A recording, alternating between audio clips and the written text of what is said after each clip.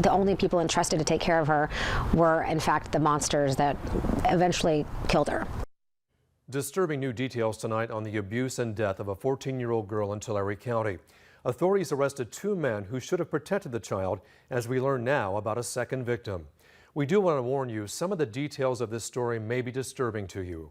The girl's father, Raymond Pena, and her step-grandfather, Brett Minkler, are facing murder and multiple sexual abuse charges. Investigators say the 14-year-old girl was found inside a home in Goshen and she was severely neglected.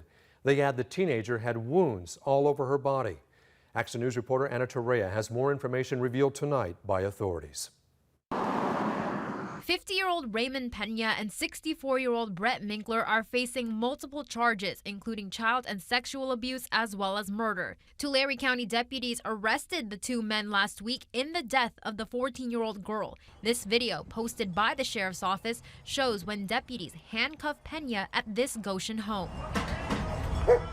It was her own father that sexually abused her for months, probably longer than that, left her like an animal on the bed to die, and her own step-grandfather. Back in January, deputies got a call from a young girl that she had a hard time breathing. When deputies arrived at the home, the 2 men told deputies a girl wasn't there. But hours later, the men called law enforcement back to the home, and that's when they found the teenager unresponsive in a back bedroom. Investigators say the girl looks severely neglected.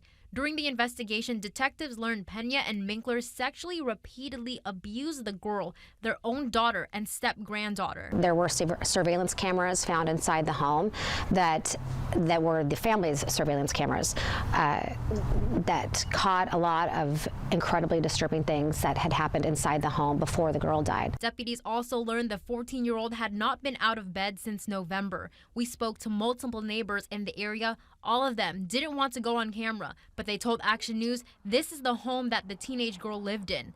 They add the 2 men kept to themselves. She had many health issues that were not treated for years and led her body into a state that it was. Neighbors feeling shocked about the arrest of the 2 men and how the young girl died. Just the condition that the child, because 14-year-olds are children, was found in was a gruesome indicator of what had happened to her. Detectives also learned an 11-year-old girl was also a victim of the 2 men. She's a neighbor that frequented the home. Investigators are working to figure out if there are any more potential victims.